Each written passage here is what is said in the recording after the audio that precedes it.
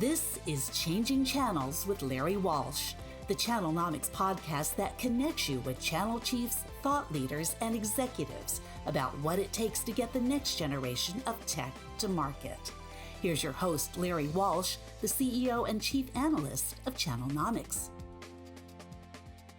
Hi, everyone. Welcome back to Changing Channels. I'm your host, Larry Walsh. And the topic we're here to talk about today is something I never thought we'd talk about on this podcast, war. In 1989, I was a young soldier in Germany, and I was there to watch the Berlin Wall fall, and not just the Berlin Wall fall, but the Iron Curtain.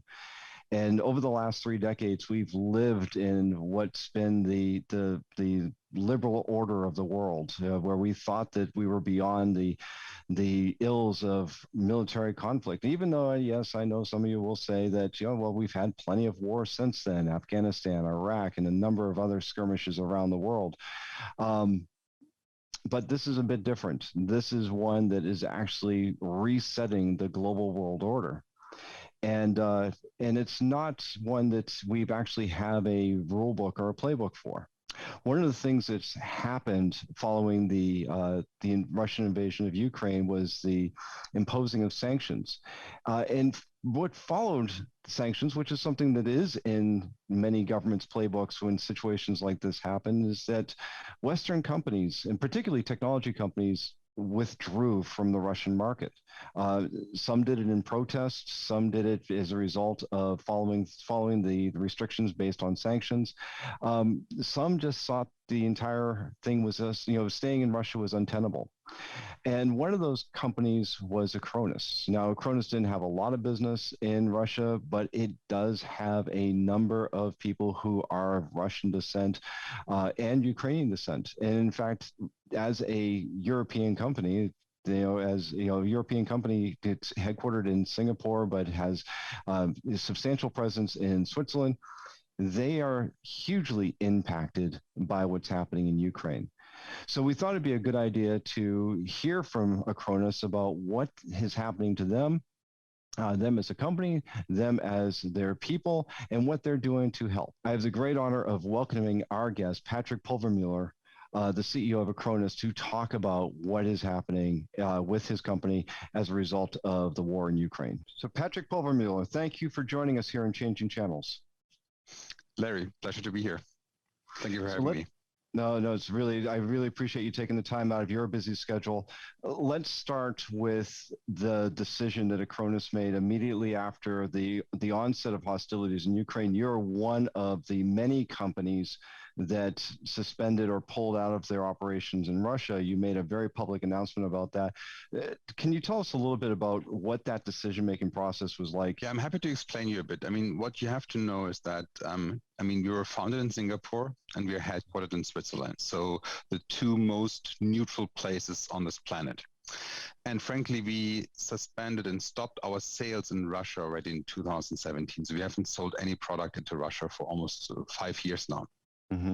So taking the overall situation into consideration, taking our foundation and our headquarters into consideration, it was very clear that we must stay neutral. And therefore, we decided to suspend any operations inside of Russia. Yeah, was it a difficult decision to make, or was this something that was just a very natural, very easy, and very quick decision to make? No, it's not an easy decision to make, because obviously by making this decision, even if and we are trying to stay neutral, you pick one side, so to say. So, right. And therefore it was not easy. Nevertheless, taking into consideration that 100% of our customers, 100% of our revenue was not in Russia, for us, it was clear that we have to protect these customers, we have to protect that revenue, and therefore we made that decision. There's a bit of confusion in the market about where Acronis is actually from. As you noted, you're founded in Singapore in 2003. You're incorporated in Switzerland. You have a headquarters in Switzerland as well. And you do have a number of Russians and Ukrainians that work for you. There's been a fair amount of confusion in the market about this, but I'm more interested in how this is impacting your people. You do have, among the 50 nationalities on your 2,000-person team, there are a fair number of Russians and Ukrainians working for you. How is it affecting all of them? You mentioned rightly there are 50 different nationalities. So yes, We have Russians, we have Ukrainians, and 48 other nationalities, frankly. I think the way I look at this, standing here right now in Europe, standing 1,500 miles away from where people are fighting right now, everyone is mentally impacted. I mean, this is a human tragedy. There's a lot going on, and therefore people are impacted. Many of my employees around the world, and we have 34 different locations, all of them, frankly, have never experienced war or a conflict of that type. And therefore, it did hurt them. It did impact them mentally. And we were there for them. So we gave them time to just get used to it as much as you can get used to something like this. It's, in my opinion, impossible. But we also gave them time and tools to really deal with it. And by tools, I mean psychological help or help with people to speak to. Furthermore, what you shouldn't forget, when you look at the European map, I mean, there are huge countries like Poland or other countries like Romania, which are neighbors to the Ukraine. So suddenly you're living in one of these countries and you realize your country next to you is actually in a conflict. And that does have certain impacts. Nevertheless, what we have seen now, these many days into that conflict, is that people now, from that initial shock, went into the mode of, okay, we have to deal with it. What can we do? Where can we, as an individual, make a difference? And that's what they're focusing on now. Not looking at this big picture where they cannot influence, but really thinking about the things they, as an individual, can influence and influence to the better. You mentioned Poland, and I think it's important for people to recognize. And is Poland, Hungary, Romania, Slovakia all have touch on the Ukraine border. So there's a huge amount of displacement that's happening as of this recording. And I should mention this to everyone, is that by the time this podcast comes out, we should be well into the fourth week of this war. There's about 3 million people have already been displaced, and many of them are in Poland. And Acronis is doing stuff there as well. Is that your foundation, your charitable arm, has stepped up to help these people in need as well. Absolutely. And Larry, that's what I meant when I said things we can influence. So for example, we have over 100 employees, and the numbers rising every day, who literally work day and night to help people in need. But not only in the Ukraine, but also in general, to help people in need in what they need. And these are many things, basic things like shelter, food, water, something where they can sleep, but also things like helping the kids to continue to be educated, or this is another topic, helping them to find new jobs, because 3 million people displaced also means that people who worked in different setups where they had a fixed workplace, they are also displaced from their work, not only from their family, from their home, but also from the work where they can get money to actually feed themselves. The very basic things are missing right now. Yeah. And that's where we help. And that's where the foundation comes in to truly help. Yeah, I have to mention this, because one of the things that I've been doing over the past several weeks, I've actually been talking with technology people still in Ukraine, distributors, resellers, integrators. Some of them are, it's amazing to hear that some of them are still trying to work even with the world falling apart around them. And there's also some who have picked up for the cause to resist the invasion. But you're right, is that there's still, even though that there is all this displacement and conflict going on, there is still this need, and Acronis did step up and offer to absorb some of those displaced workers with the IT talent. Yeah, absolutely. And the good news is it's not only us from a company perspective, but frankly, we also get a lot of support. So when you think about this, today you're living in one country, tomorrow you're in another country as a refugee. I mean, let's name it what it is. These are refugees who are desperate need of everything. You don't have a permanent residence. You don't have the necessary visas, nor you might have the necessary training, nor language capabilities. And that's really where all the help comes in. So we offer the people jobs where they can apply to, and we will help them to be trained in these jobs. The governments, frankly, with whom we are working in offices we have, all of them are very supportive and help us on the visa piece. And third, what we've seen everywhere in Europe is a huge amount of people who are volunteering to give people a residence to stay at, be it with them in the same house, or be it you're place where you usually live during the summertime, which is now being given away for a certain period of time for people to just stay. So we give them, not we Acronis, but the community itself gives them a place to be. They are allowed to work, and we train them and to then help them to actually have a work where they can earn money. That's a lot of decision making that happened to respond to this crisis. Was there any contingency plans already in place for this? No. So frankly, no one, at least I, did not think about that scenario. Right. Nevertheless, what we have seen and what I think is so unique about Acronis is that strong community sense. And as soon as that happened, as I mentioned earlier, more than 100 volunteers suddenly raised their hand and said, hey, we want to help. How can we help? And that's where our foundation actually came into place, because with the foundation, we have a structure where we know how to help even in the most complex situations. And we just used that talent and refocused it and said, hey, today we're not building a school, we are not helping seniors to learn IT. Let's really now focus on this topic and help the people, the refugees, no matter where they might come from, help them to find a place to be as quickly as possible.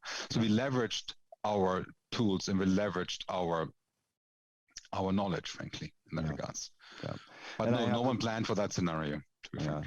No, I have to say though is that you're a plug for the Acronis Cyber Foundation, because you do some fantastic work around the world, and building schools is among them. I've known that I've talked with your company before about the efforts you've done around the world to bring not just more security protection to customers around the world, but also to help elevate the standard of living and the conditions in many parts of the world that need it. So I mean, it's a lot of great work your foundation does. Let me just add one additional color here. We can't do everything. And that's also the reason why we're now partnering with UNICEF to actually even help the people, and especially the kids in the country, because there's only so much we can do. And this goes back to my statement. We focus on the things we can do, and that's where we want to have an impact. Right. So let's shift gears on this, because there is the situation that's on the ground today. There's been a lot of, as we've said, a lot of disruption, and let's not even get into the death and destruction, the needless death and destruction. But this has also created a fair amount of uncertainty. I was just talking about this with some people over the past few days, is that did we not learn anything from the pandemic? That, we've just come through 2 years of unforeseen crises that caused a lot of disruption. Were we able to apply that forward, or has this now introduced a whole new set of calculus to where we have to readjust and recalibrate our thinking all over again? So I think, Larry, the way I look at this from a personal perspective is that through the pandemic, we realized that we need to plan for the unpredictable, like the black swan, because it was really there. But while we still got accustomed as a community, as a society, that there could be a black swan, the next one showed up already. So I think, frankly, we just as a society overall didn't have a chance to just get adjusted to it. And it does take time, because there are always many ways how you can do certain things, and you have to get agree on one path forward. And I think that's what happened. That's why we are stuck now in this.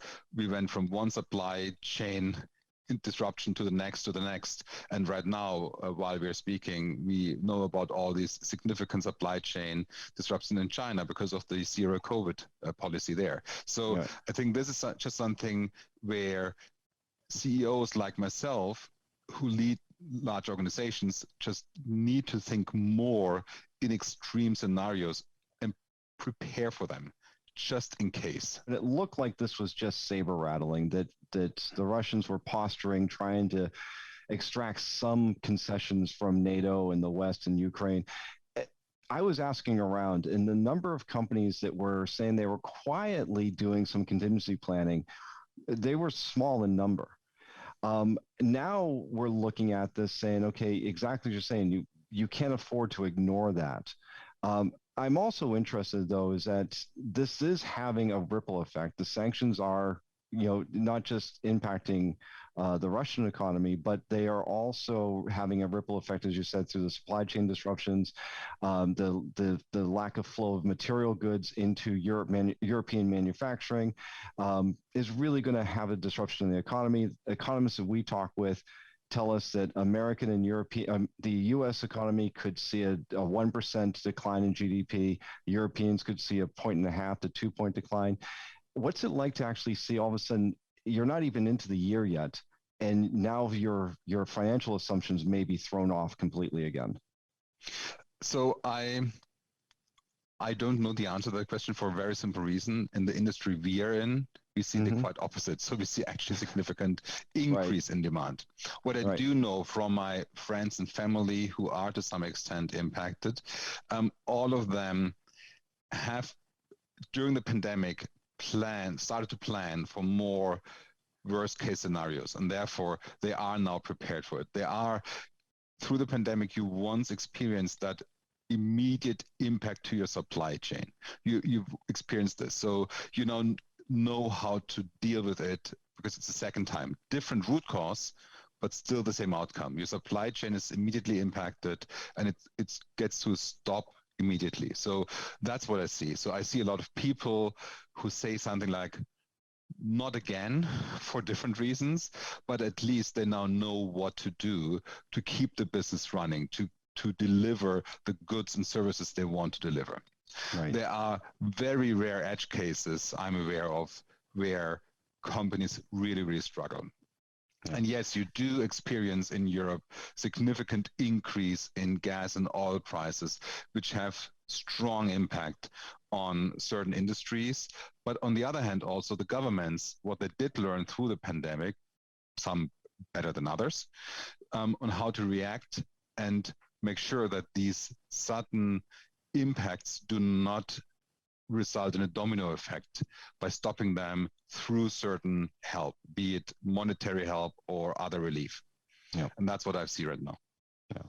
So you did mention this, and I do agree with you. For a company like Acronis, you will probably see an increase in your demand, you and your partners. And Acronis works with managed service providers around the world in providing security solutions and data protection to companies from SMB to enterprise. What are you doing to help your partners and your customers or their customers prepare for these new black swan events? We hear about hacking threats all the time, but now this is almost at the point of there could be a new level coming our way at some point. The potential for true cyber warfare is there, or at least the collateral damage that can come from it. Yeah. So I think the one thing which really differentiates us from other companies in the industry is that we always have a copy of your data, applications, and systems readily available just in case, because no one can provide you that 100% security. That's why we always have that insurance policy on top through that data copy, which is in a completely different place. So I think this is the one thing where we truly combine disaster recovery, backup, with cybersecurity into one platform and one solution. Yeah. Second, we are exclusively relying on our service providers as the channel, because you need the experts who really know how are things set up at the end customer, who really know how to configure it to truly protect you. And every company, every setup is slightly different. And it doesn't help you if you close 99% of all entry points. If 1% are open, the bad guys, or at least the script, ultimately will find it. And that's why you need that service provider who truly helps you to protect you against everything. Yeah. Third, what I do see is a shift in what the software is trying to achieve for the last 3 years, ransomware extracting money, to nowadays ransomware and pure destruction.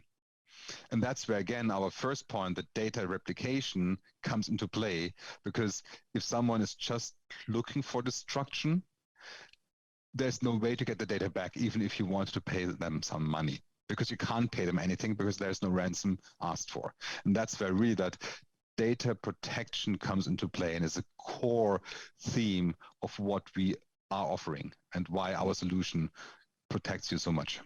Yeah. So, Patrick, I wanted to ask you one last question. Is that, we've said a couple of times, we've been living with this now for about a month. If you could talk to yourself a month ago or 6 weeks ago, what one lesson would you impart to prepare for what we've been going through over the past few weeks? Praise for a lot of human tragedy and just be there for the people. That's the one thing which frankly did catch me off guard, because I suddenly was talking to employees who are like 25, 28 years old, living next to the border of a country which is being invaded and fought above. And that's something where I personally really had to get a lot of energy to really help them and be there for them. So that's the one thing where I might have perhaps slept 1 or 2 hours more 4 weeks ago. Yeah. The good news is I had the opportunity now to speak to hundreds and hundreds of our employees around the world and met them in person. And everyone is really eager and focused on just protecting our customers, because that's what they can do. And that's where they can do a difference. Yeah. That's what they're focusing on. Well, Patrick, I want to thank you for joining us here on Changing Channels, and best to Acronis and all you're doing through your company, for your people and their families, as well as through the Acronis Cyber Foundation. Amazing work you're doing in this time of great humanitarian need. Thank you for having me. Once again, I want to thank our guest, Patrick Pulvermueller, the CEO of Acronis, for joining us to talk about what is truly a very difficult topic, the war in Ukraine. And I want to thank all of you for joining us. As a reminder, Channelnomics is tracking the events and the impact of the war in Ukraine. We are providing our clients and everyone else with insights and direction on how it's impacting the channel. And as I frequently say at this stage of the podcast, technology is changing the world, and we're tracking those changes. Well, we now have a new sense of urgency and importance for that, because what is happening in Ukraine is going to have a dramatic impact on our industry and the way that technology gets sold and just the way that the world operates. So keep checking back here. We'll be doing regular updates, and check out Channelnomics for the insights that we're providing. Until next time, I'm Larry Walsh. Thank you for joining Changing Channels with Larry Walsh, a production of Channelnomics, with the support of our production team at Modern Podcasting. If you've enjoyed today's episode, hit the like button, subscribe wherever you get your podcasts, and share with your friends. For more information about Channelnomics services and insights, follow us on Twitter and YouTube, and check out our website at channelnomics.com. Channelnomics is a registered trademark of, and Changing Channels is copyright by 2112 Enterprises, LLC.